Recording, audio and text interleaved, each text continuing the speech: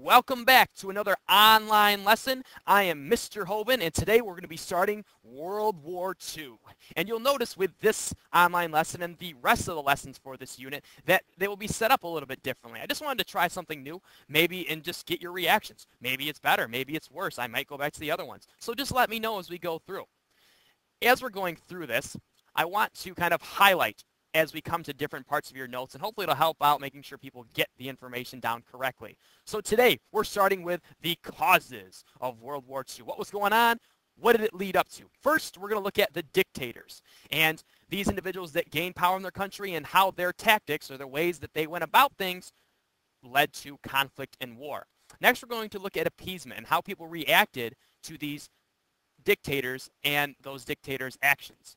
Next, the Treaty of Versailles. I think we've said something about that before during World War I, and that comes back into play at the start of World War II as well. We're going to look at the main causes of any war, but we're going to focus on militarism, alliances, imperialism, and nationalism. Hopefully those sound familiar from World War I as well.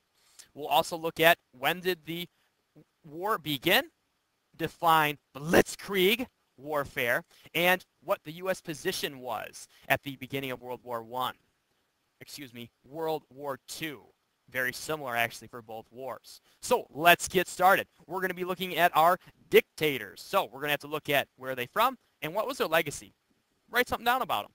So first, we are going to look at the different individuals that made up these group of dictators. First, we're going to talk about Benito Mussolini, and he is from Italy.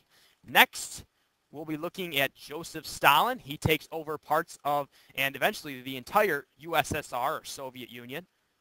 Hideki Tojo, he took over Japan along with a group of militarists. And finally, Adolf Hitler. And I think all of you have heard of him before, at least I hope so, and we're going to be talking more about him as well.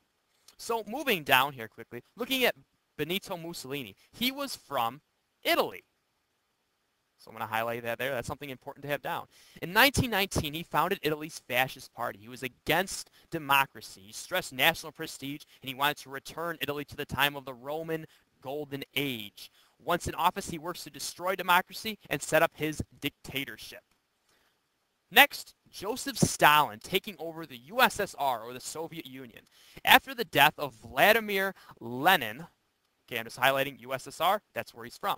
Joseph Stalin became the new Soviet dictator, working to industrialize his country. He tolerated no opposition whatsoever, and his efforts ended the lives of 8 to 10 million peasants, poor people in his country. Moving down to someone we all are probably very familiar with, Hitler and Nazism in Germany. Hitler served in World War I. He was a corporal in the German army, and after the war, he had a very bad taste in his mouth because he was so upset with the Treaty of Versailles and the way the German people were made a scapegoat. They were blamed for causing World War I. He was very quick to make enemies, and he openly criticized the German government in the 1920s, and he is imprisoned. And while in prison, he writes Mein Kampf, which is also known as My Struggle.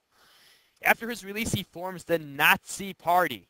He ignores the Versailles Treaty, and he starts to offer work and bread to the Germans. This promise to lead them out of this time of despair into a new age. And a lot of people bought into his ideas. By 1933, he assumes the title of Chancellor of Germany, and then he declares himself as dictator.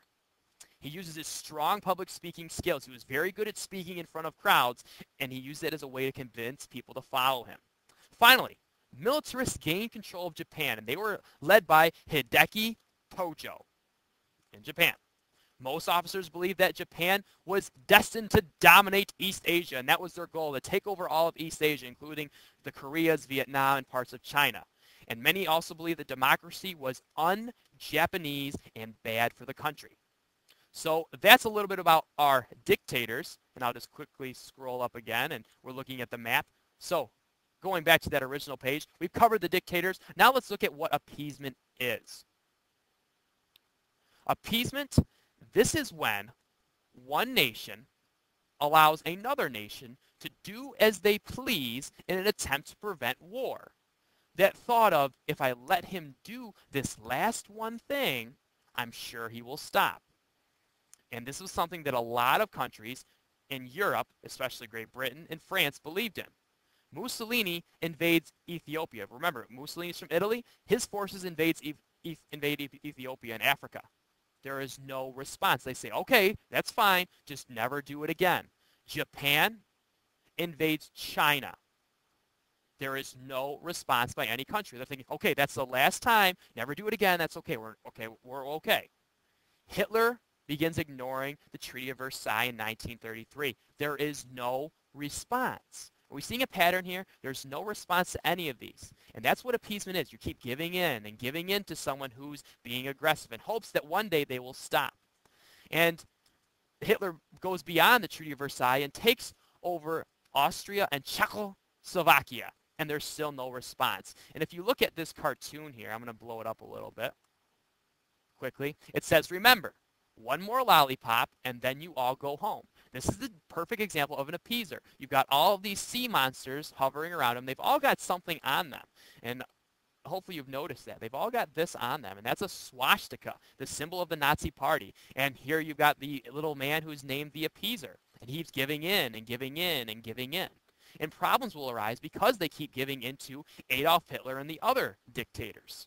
So that's something to keep in mind. Appeasement, giving in to an aggressor, giving in to a bully, often leads to further conflict. So we've talked about dictators and appeasement. Now let's look at Treaty of Versailles and the main causes. So I'm going to go down here to the Treaty of Versailles. Remember, the Treaty of Versailles was signed in 1919. Its harshness was unfair to Germany. Blamed Germany for war. Forced them to pay war reparations. A lot of money. They had to give back their land. They lost land. They lost their colonies. And it required them to do things they weren't incapable of doing. And that was one of the big things, was repaying those war reparations, those war debts. While it ended World War I, it directly led to World War II because the German people have a bad taste in their mouth and they're out to get revenge. So, Treaty of Versailles has been covered.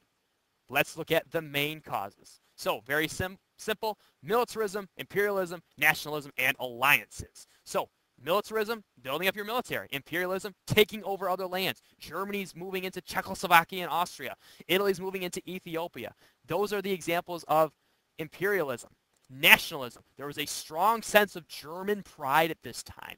And the Germans were all kind of coming together around Adolf Hitler. And again, alliances. And down here a little bit further, we've got the alliances. And notice the names with the stars next to them, those are dictators. So we've got the Allied powers and the Central powers. And this is the beginning of World War II. England, who is led by Winston Churchill. France is led by de Gaulle. USSR, Soviet Union, led by Stalin. Yes, one of our allies, or one of the allies of the Allied powers, was a dictator.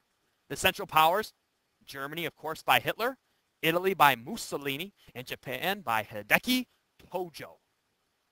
All right, so we've kind of covered let me move up here a second, the dictators, appeasement, the Treaty of Versailles, and the main causes. Now let's look at when World War II began, blitzkrieg warfare, and we'll finish up with the U.S. position. So let me go back here, scroll on down. So World War II officially begins, and I'm going to highlight this.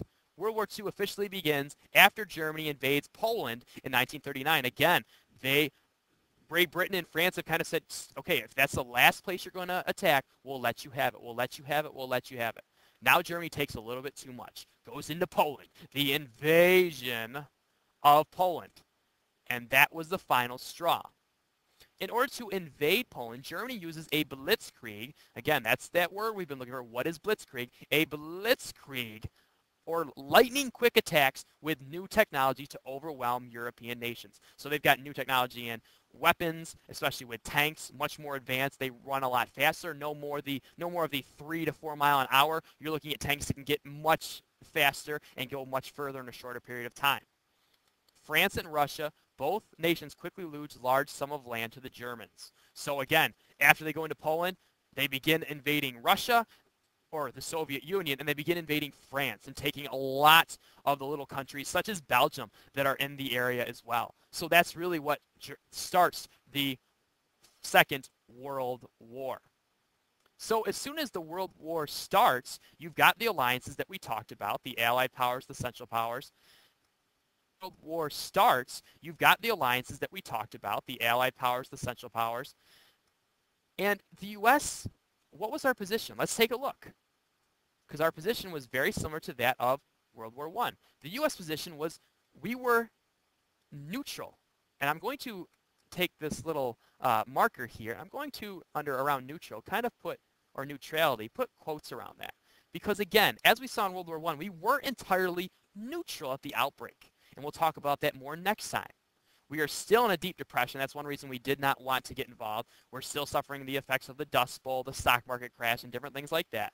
And the isolationists, and remember, isolationists believe we need to stay out of foreign affairs. They are afraid of another European war. They don't want to get pulled into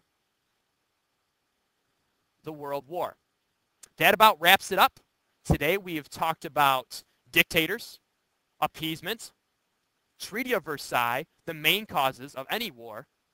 When did World War II officially begin? We defined blitzkrieg warfare. And we looked at what was the U.S. position at the beginning of World War II.